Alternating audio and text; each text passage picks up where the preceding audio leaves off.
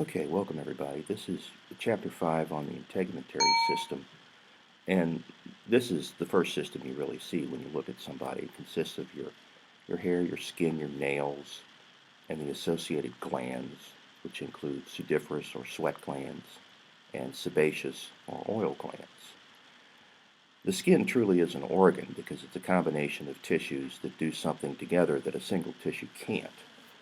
The epidermis, which is the superficial region, is made up of epithelial tissue, and you remember that as a tissue with very little extracellular matrix and tight junctions between the cells that don't allow much penetration for material unless it's able to actually pass through the cell membrane. The dermis is connective tissue and is populated with immune cells, nerve endings, and a blood supply, as well as extensive extracellular matrix, which consists of protein fibers and glycosaminoglycans, and this allows cells to patrol the dermal layer in essentially looking for pathogens that could penetrate the epithelial layer and potentially access the blood supply. Beneath the skin is the hypodermis, which isn't technically part of the skin, but it is mostly blood vessels and adipose tissue, and it anchors the skin to underlying muscle. Its purpose is insulation, fuel storage, and padding and protection. You can see a diagram of a cutaway of skin here indicating the different layers. You can see, let's get the laser pointer out here. You can see the epidermal layer here, okay, which is stratified squamous keratinized epithelium that is essentially dead in the upper 2/3 and living below a layer that we're going to find out about called the stratum corneum. Beneath the epidermal layer is the dermal layer. The dermal layer, as you can see, has nerve endings to detect things like pressure, pain, temperature, touch, vibration. And there are hair follicles in the dermis that are actually derived from the epidermis, but they protrude down into the dermis, and they are what manufacture the hair shaft. Okay? You'll notice that each hair follicle is attached to an erector pili muscle, which is smooth muscle responsible for piloerection when you're frightened or when you're cold. Okay? And you'll notice that there are two layers within the dermis. There is a papillary layer, which is areolar connective tissue, and then there's a reticular layer, which is made up of dense, irregular connective tissue.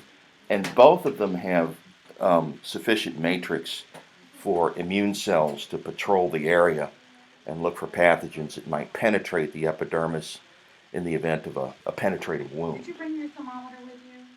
I did not. Okay. You can see blood vessels throughout the dermal layer, okay? Nerve endings and protein fibers and extensive extracellular matrix. When we look at the epidermis, the technical term for this tissue is stratified squamous epithelium that's keratinized, and you can see that we migrate through several distinct histological layers as we go from deep to superficial. The strata basale is the actively dividing stem cell population that produces everything above it. So this layer undergoes mitosis. One member of that mitotic division stays as a stem cell, and the other member begins the process of differentiation and apoptosis as it migrates and ultimately towards the surface, where it will eventually be sloughed off. The basale has over the top of it the stratum spinosum. In the spinosum, what's happening is that the cells are beginning to lose some cytoplasm. The cell is shrinking, and the protein components in the cytoskeleton push against the membrane and give it a spiky appearance, hence the name spinosum in the layer. Now, above the spinosal layer is the granulosa layer. And the granulosa layer, again, gets its name from the fact that there are distinct keratohyalid granules that act as a diffusion barrier to the cell layers above it.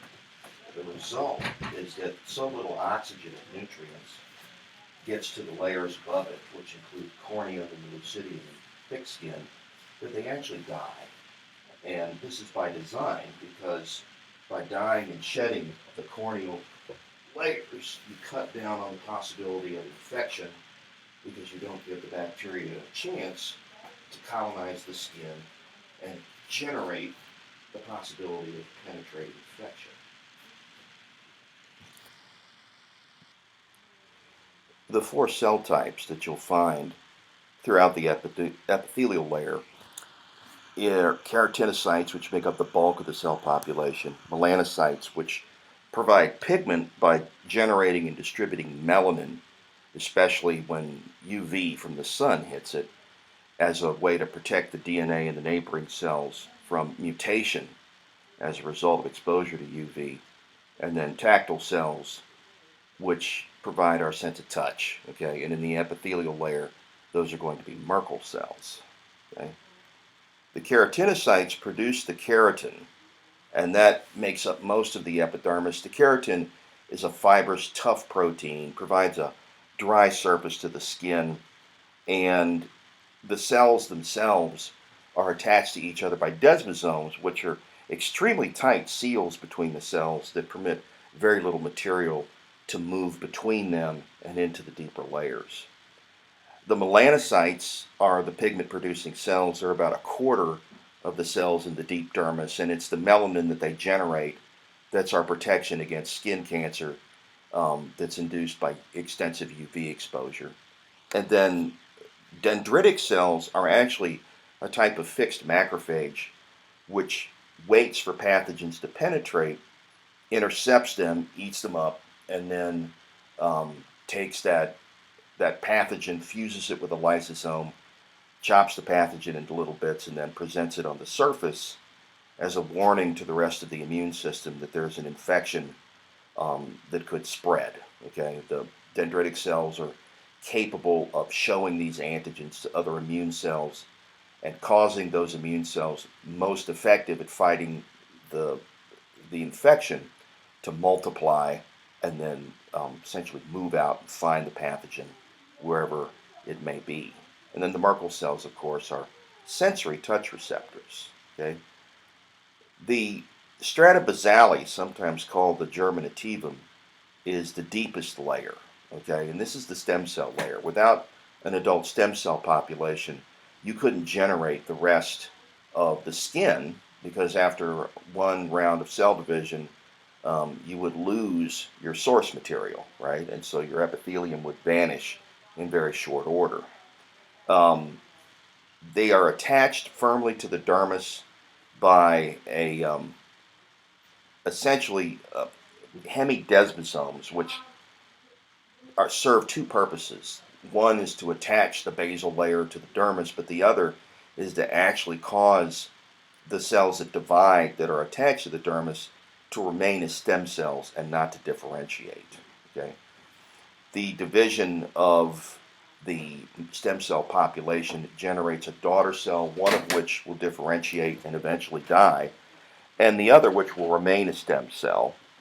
And this is in part due to the lack of diffusion of oxygen and nutrients, and in part due to a change in the genetic programming as it moves from a stem cell population to a differentiated population. And then the melanocytes, as we indicated, are the remaining quarter of that layer, providing the melanin and the UV protection to avoid things like skin cancer. Okay, the spinosal layer is above the germinativum, and it's several layers thick, and the cells here are beginning the process of dying. Okay, they are shrinking away. The cytoplasm is diminishing, and the cytoskeletal elements are pressing against the cell membrane, giving it that spiky appearance. There's a lot of melanosomes and dendritic cells in this region as well. Again, the melanosomes are packets of pigment that are distributed by the melanocytes to the neighboring cells. And the dendritic cells, of course, are immune cells that are designed, again, to pick off the pathogens as they penetrate. The stratum granulosum is 4 to 6 cell layers thick, and it contains cells that are flattening and continuing to die because the nuclei and the organelles are disintegrating, and the process of keratinization is beginning, where they accumulate keratohyalin, and these lamellar granules slow water loss but also act as a diffusion barrier. Okay, cells above this layer die because they're too far away from the dermal capillaries and they're above the granulosa layer. Okay, so there's less diffusion through that region. And the lucidium, which is only found in thick skin, which is palms of the hands and soles of the feet, are thin, translucent bands of dead cells that are superficial to the granulosum and deep to the stratum corneum. And they provide sort of padding and protection in areas of the skin that are in contact with surfaces and prone to physical stress. The corneum is the most superficial layer, and it's going to be 20 to 30 rows of dead, flat, anucleate, keratinized membranous sacs. So what we're saying here basically is that these are dead cells that are just packed with keratohyalin. This makes up 3/4 of the epidermal thickness, and even though it's dead, it provides protection against pathogens, environmental trauma, and other chemical and physical insults. Cells change from the stratum basale to the corneum through a process of programmed cell death called apoptosis. This is basically where the cell can no longer maintain its function, and it pushes a suicide switch inside the cell that causes the lysosomes to release their contents, and then the cell basically destroys itself from the inside out. The nucleus and organelles vanish, the plasma membrane will thicken, and basically you'll have these cells that'll be sloughed off everywhere you go, leaving a trail of dead cells. You shed about 50,000 cells a minute, so everywhere you go, you're leaving a little trail of yourself.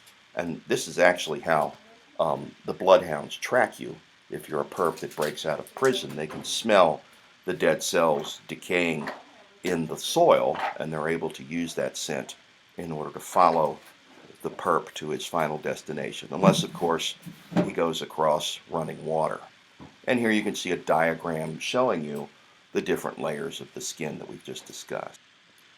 Now, the dermis is the connective tissue layer underneath the epidermis, and its purpose, number one, is to anchor the epidermis to the underlying hypodermis, but it also has quite a few nerve endings and has a blood supply, an extensive one, and is also patrolled by immune cells. And this is one of our barriers against infection. The immune cells that patrol the dermis are there to guard against the pathogens penetrating into the blood. So one of the things that you'll see in the dermis are macrophages and lymphocytes and the occasional granulocyte population.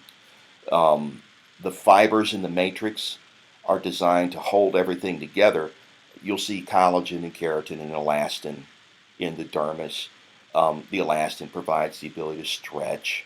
The collagen resists twisting, and the keratin is, again, to provide toughness. Okay. You'll also see lymphatics running through this area. Remember that the lymphatic vessels are designed to drain tissue fluid that might contain pathogen so that it ultimately can be routed to lymph nodes, which are populations of lymphocytes and macrophages that can screen for the pathogen and then destroy it.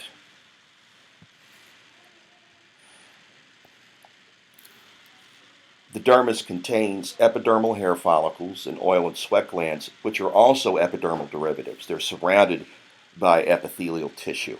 Okay? And the two layers are the papillary layer, which is areolar connective tissue, and reticular connective tissue, which has more protein fiber content and more ability to resist stress. Okay? The papillary layer with its areolar connective tissue is rich with collagen and elastin and has significant numbers of blood vessels in it. It's a loose tissue where the phagocytes patrol for microbes. And it also is responsible in the hands and in the feet, on the palms of the hands, the fingertips, the soles of the feet, for producing our fingerprints, our toe prints, our palm prints, and so on. Okay? The dermis in the reticular layer is 80% of the dermal thickness, and again, provides tremendous physical support. It's dense, irregular connective tissue. The elastic fibers provide stretch and recoil. The collagen, strength. It binds a lot of water, okay? And it also is arranged in cleavage lines, which are invisible to the naked eye, but are critical during surgical procedures because you always want to cut parallel to the cleavage lines and not perpendicular in order to reduce the amount of post-surgical scarring. Okay, in the event that you produce an opening that runs perpendicular to the cleavage lines, you're likely to generate a wound that'll take longer to heal, and there's the potential for something called a keloid to form, which is basically an overproduction of scar tissue that generates a raised scar once the healing is complete. Okay? Skin color can be generated by melanin, keratin, and hemoglobin naturally. And of course, if you're one of these people that likes to get tattoos, whether they be temporary or permanent, there's a variety of inks that can color the skin there as well. The melanin is the only pigment that's manufactured in the skin.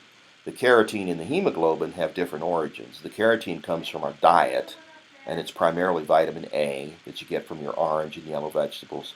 And the hemoglobin is contained inside the erythrocytes in the blood supply, and it is a bright red when it's bound to oxygen and a darker red when it's less oxygen saturated. The two forms of melanin include a reddish yellow and brownish black form. The color differences are due to the amount of melanin and the type of melanin. The melanocytes are what generate the melanin, and it's the amount of melanin produced that's primarily responsible for the differences in skin tone.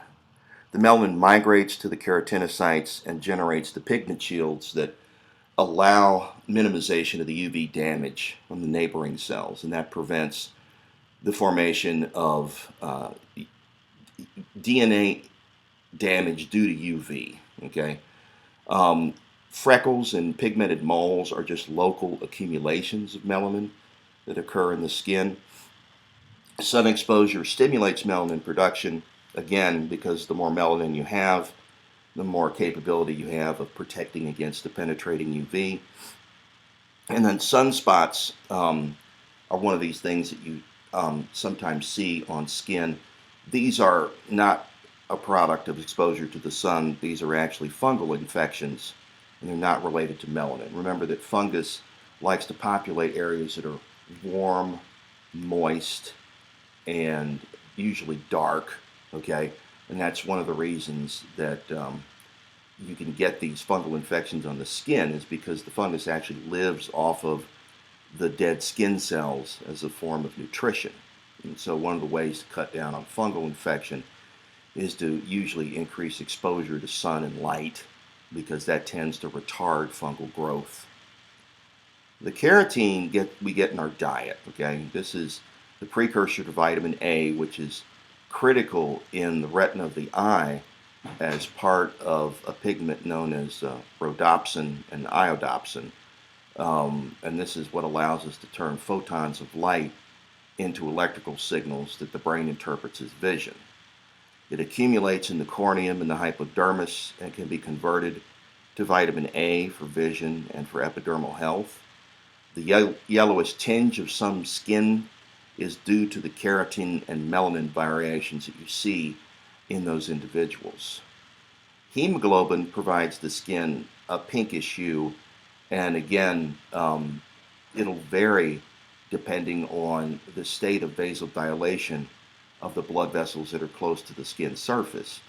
Under vasodilation, the skin will look pink to reddish, and under vasoconstriction, the skin will look whitish and sometimes may even appear as a slightly bluish cast. Okay, and that's again one of the skin's roles as a thermoregulator in order to maintain your body temperature. When it's hot out, vasodilation at the skin surface promotes heat loss due to sweat production and radiation. And when it's cooler out, what happens is vasoconstriction and the routing of the blood closer to the core. Appendages in the skin include hairs and hair follicles, nails, sweat glands, and sebaceous glands. Okay? The hair is just a projection of dead keratinized keratinocytes that are a little bit more durable than the keratinocytes in the remainder of the skin. You don't see hair in the palms, the soles, the lips, the nipples, and the external genitalia. The purpose of hair, really today, there isn't one. To be honest with you, you could get by without your hair. But back before clothing, it was critical for maintaining body heat and providing padding and protection, and also as a way to frighten off predators through piloerection. Today, it can be a sensory apparatus. It can tell us when there are insects on the skin. It can be a mild barrier to physical trauma. It can protect against some heat loss and protect against some sunlight. Hair pigments include melanins, which can vary from yellow to black. Trichosiderin in red hair is unusual in the fact that it binds iron and provides the unique pigment color. Gray or white hair is the result of decreased melanin production and increased air bubbles in the hair shaft. And this is something that generally happens to people that have the melanin type that isn't trichosiderin. Okay, people who have truly red hair don't go gray. They simply go sort of a dark brown, right? And that's because the trichosiderin is capable of masking the generation of the air bubbles, and you don't end up with as much decreased melanin production in those individuals.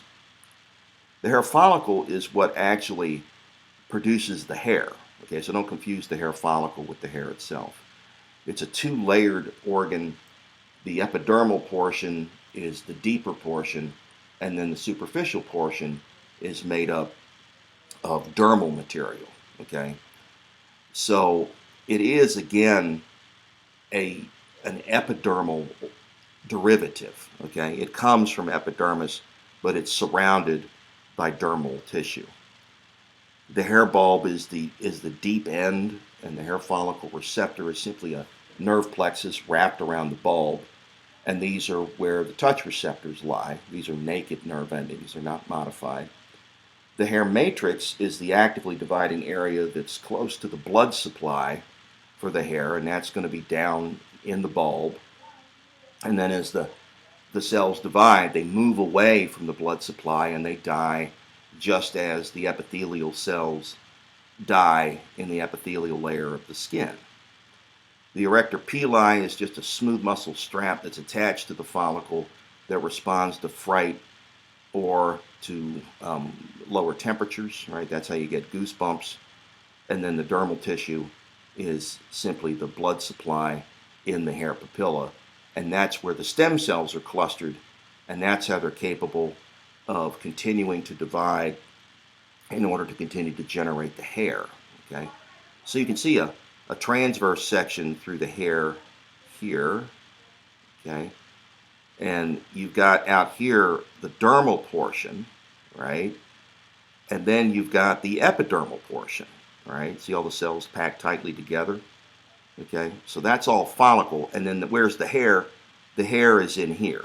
Okay, in the middle of the follicle, being generated from the bulb outward.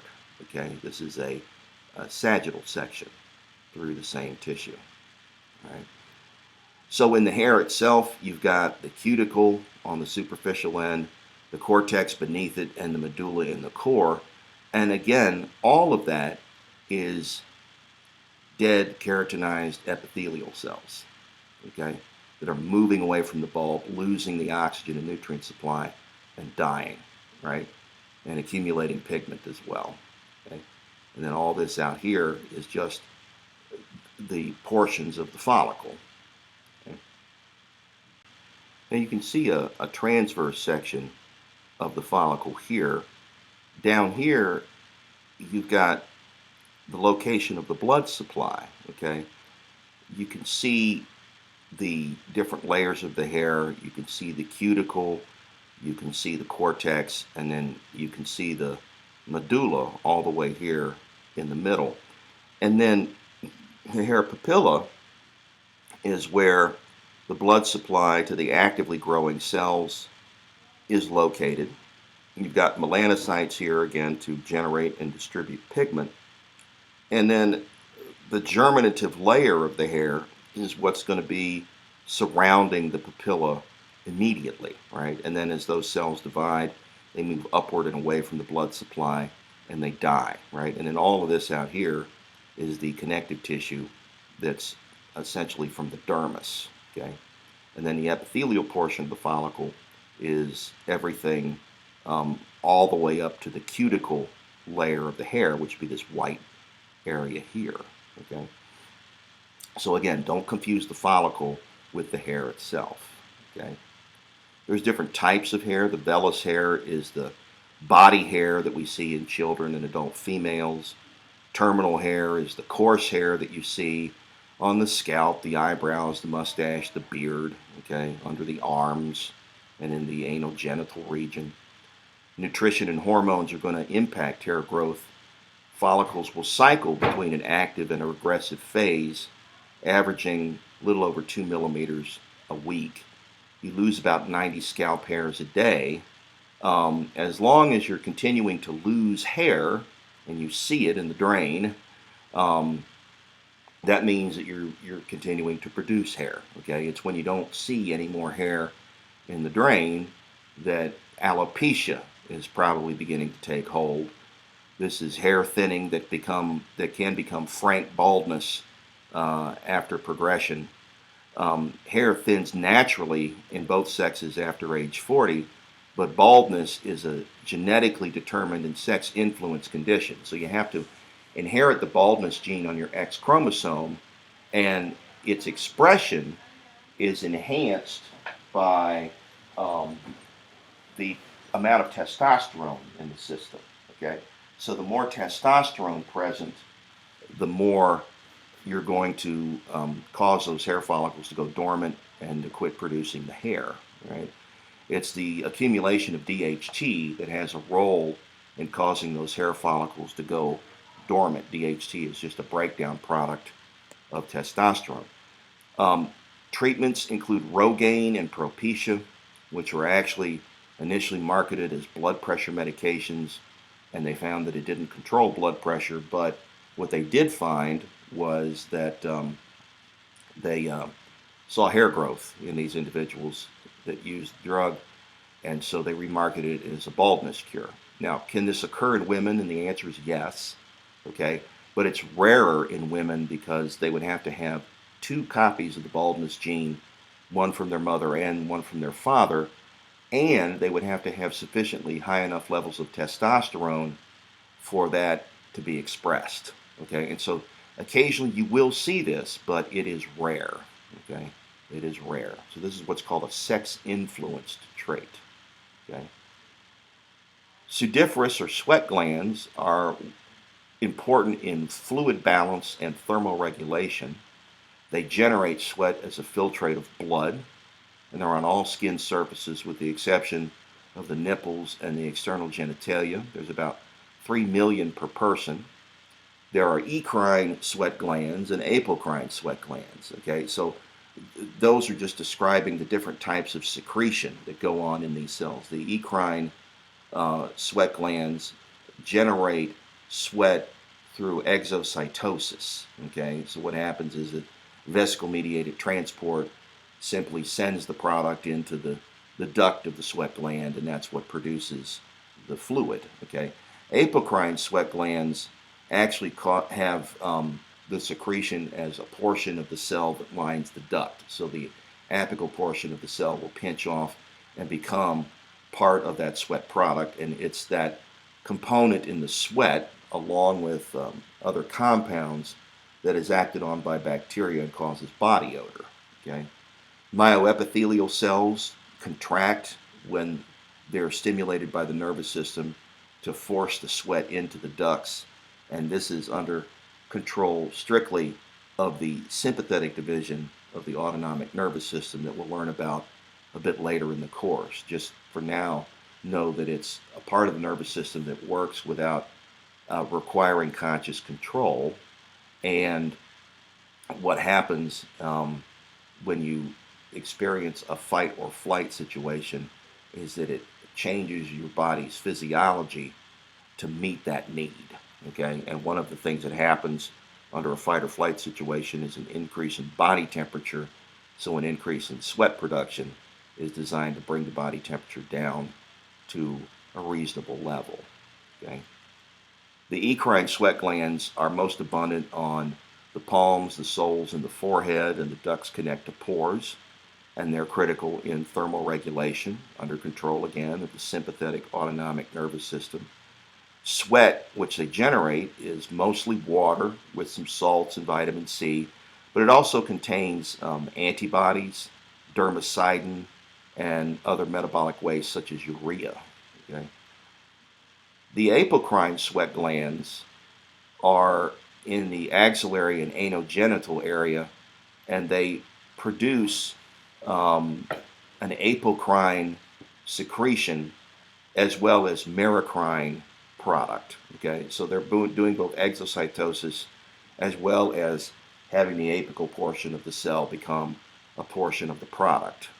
They generate a viscous sweat that's odorless until acted on by bacteria. They're bigger than the eccrine sweat glands, and they're always associated with hair follicles, and their function kicks up primarily at puberty. Examples of modified apocrine sweat glands include ceruminous glands that generate earwax in the external acoustic meatus, and mammary glands which produce milk in the breast tissue. So what we're talking about here with apocrine sweat glands is a structure that's not technically critical for survival. Okay, if you didn't have any apocrine function, you could still exist relatively healthy. Okay, it's thought that this is a remnant of pheromone signaling that was used in evolution to find a mate, right, by scent. And what has happened over time is that that's become less and less necessary. Okay? Oil glands are designed to generate a secretion that keeps the skin supple and soft. It's not found in the thick skin of the palms or the soles, and it develops from hair follicles and secretes into them. They are relatively inactive until puberty, when they're stimulated by hormones, especially androgens. They generate sebum, which is a holocrine secretion. It's also bactericidal, and it softens the hair and the skin. Okay? Note that because these are a holocrine secretion, the entire cell becomes the secretory product. Okay? So the cell dies and becomes a portion of the exudate from the pore of the oil gland. What does the skin do for us? Well, we've kind of talked about that already, right? It protects us against physical, chemical, and biological trauma, regulates our body temperature and our fluid balance, provides a sensory organ. It has metabolic functions. It can, for instance, rid us of waste. It also manufactures active vitamin D. Okay, it's a blood reservoir, and it's an excretory organ. The three types of barriers in the skin include chemical, physical, and biological. Okay, skin secretions are designed to reduce the likelihood of bacterial infection, and they do that by generating what's called an acid mantle. So the low pH here cuts down on the growth of a lot of different bacteria. And the sebum and the defensins are actually antimicrobials that can kill bacteria that are thriving previous to their exposure. The melanin is our defense against UV radiation damage and DNA mutation. The physical barrier is basically the, the physical skin itself, right? In the epithelial layer, the stratum corneum is designed to protect against abrasion and penetration, okay? It's also a waterproofing barrier. The keratin and the glycolipids are there to block most water-soluble substances. What can penetrate the skin is anything lipid-soluble, okay? So this includes oleoresins from plants such as poison ivy, poison oak, heavy metal salts, organic solvents, certain drugs and drug agents, okay? And this is one of the reasons that I've talked previously about lipid-soluble compounds as being dangerous, okay? They have the ability to penetrate into any body compartment because they're not stopped by membrane properties, right? Membrane generally stops the penetration of compounds due to its hydrophobic core.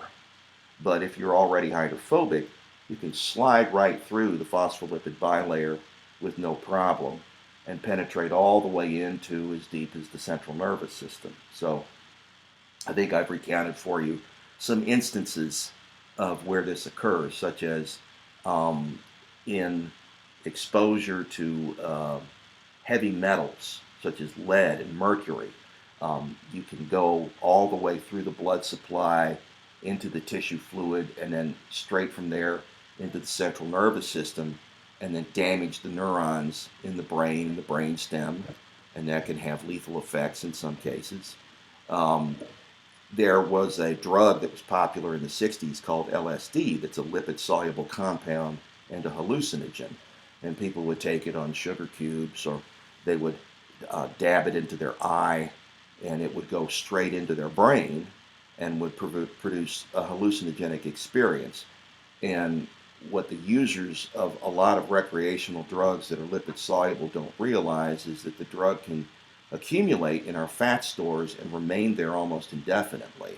And then when it recycles, what happens is that you can re-experience those drug effects. Okay, so a lot of people that dropped acid in the 60s re-experienced those sensations as the residual drug would recycle out of things like the myelin in the nerve cells in the brain, and the result would be what they call a flashback. Okay. Another example was the use of, in the 1800s, mercury in the treatment of hat bands, which would sink through the scalp and into the blood supply and then into the brain and would produce cognitive deficit, okay? This is where the character, the Mad Hatter, came from in Alice in Wonderland, all right? So heavy metals and lipid-soluble compounds are something to be wary of, all right? And so a cautionary note here, a lot of tattoo inks utilize lipid-soluble compounds, and the effects of that are not yet known, okay? So just be careful. Biological barriers, right? Defense against pathogens include the fixed and wandering macrophages in the skin, okay? The dendritic cells are the fixed macrophages, and they are designed, again, as antigen-presenting cells to warn the rest of the immune system of the presence of an infection. And then wandering macrophages in the dermis are designed to intercept pathogens, chop them up, and then show them to other white blood cells as a way to elicit an immune response. DNA can absorb UV radiation, and unfortunately that can produce mutation, and it can convert that radiation into heat. Okay, body temperature, right? If body temperature is relatively normal, we lose about half a liter a day of water through what we call insensible perspiration. Okay, and that's if the environment is slightly below body temperature. All right. If the body temperature rises, what will happen is that vasodilation will result in increased sweat production, and the result is going to be sensible perspiration, and that could cause you to lose far more than a liter a day of water. In a cold environment, we experience vasoconstriction at the skin surface. The blood gets routed from the surface to the core, and the result is that we retain more of our body heat and we cut down on sweat production. Okay. Okay. Nerve endings in the skin provide us sensory sensation, right? So we can pick up pain, pressure, touch, vibration, changes in temperature, and pressure, all as a result of modified or naked nerve endings. Metabolic functions, we've talked about production of active vitamin D and collagenase and chemical conversion of carcinogens, as well as the activation of certain hormones. It's a blood reservoir. Up to 5% of your blood volume is contained in your integument, and it's an excretory organ as well. Now, skin cancer is the result of DNA mutation that takes place generally from exposure to UV radiation from the sun, all right? And depending on the nature of the cell affected, you will either have a metastatic or a benign tumor. The tumor is simply the cancerous mass, okay? In a malignant tumor, it has the ability to travel in the lymph or in the blood to any location in the body, set up camp wherever it lands, and those are called secondary tumors. And in a benign mass, what happens is it stays confined to one area, okay? So exposure to UV produces DNA damage, such as thymine dimers, that cause adjacent thymines in the DNA double helix to form a cyclobutane ring. The bottom line is that it generates a kink or a buckle in the double helix that repair enzymes have to come in and fix. And often when they do that, they generate an information mistake. They produce a mutation. And if these mutations accumulate too much in genes that control the cell cycle, you can generate a cancer cell. Okay? So the three major kinds of skin cancer include basal cell carcinoma, squamous cell carcinoma, and melanoma. Okay? Basal cell carcinoma gets its name from the fact that it occurs in the stratum basale. All cancers that occur in the skin have to occur in layers of the skin that are alive. Okay, so we're talking here about epithelial exposure. So in the basal cells, what you have is rapid production of DNA due to cell division, and that's when you're more likely to generate a mutation. Because while you're building new DNA, that's when, if the damage comes in, the damage can be sustained, right? Whereas if the cell is not dividing, the likelihood of producing extensive damage is minimized. Okay? Basal cell carcinoma is the least malignant. The basale cells proliferate and can slowly invade dermis and hypodermis, and so we can get rid of this through surgery in most cases. Squamous cell carcinoma is the second most common type. The keratinocytes of the spinosum are affected. Usually you see scaly, reddened papules on the scalp, the ears, the lips, and the hands, and it can metastasize.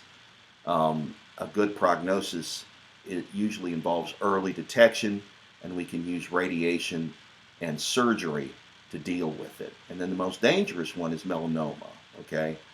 It's highly metastatic, it's chemotherapeutic resistant, and it's treated by surgical excision and immunotherapy. And so one of the problems with melanoma is it can masquerade as a nevus, a mole.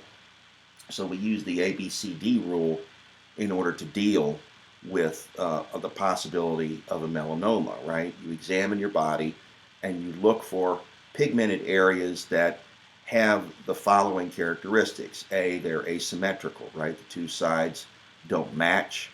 There's irregularity in the border. There are indentations, okay? The color contains different types of color, right? Black, brown, sometimes red or blue. And the diameter is larger than 6 millimeters, which is the size of a pencil eraser. And then sometimes we add an E to the ABCD rule, make it the ABCDE rule, and we say that it evolves or changes over time. All right. So that indicates that there's something other than a nevus there.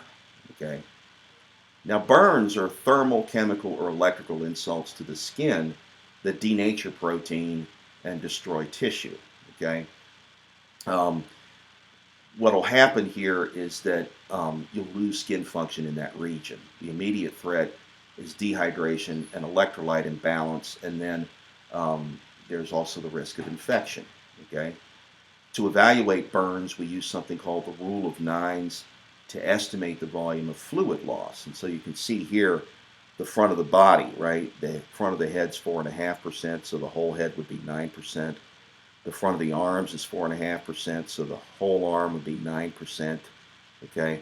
The perineum is 1%. The trunk is 18%, so the front and back of the trunk would be 36%. Okay. And then 9% for the front of the thighs and legs, which would be 18% for the entire leg. Okay. So that results in a total of 100%. Okay. So anterior and posterior lower limbs, right? 36%, right? Because you've got 9 and 9 and 18 and 18, right? That's how we get there. Okay, so if we classify burns by severity, they're going to be the result of how much tissue damage you experience. So the deeper the layer of tissue damage, the more severe the burn is going to be, the greater the infection hazard is going to be. Okay, so in a partial thickness burn, you're talking like a first-degree burn. It's very painful, all right? It's reddened. You're going to have edema, so tissue swelling. You're going to have pain. Think of sunburn, okay? Second-degree burn, you're going to have blistering. So in a second degree, you're going to have some epidermal, but also some dermal damage. The blisters will form. Eventually, they'll heal.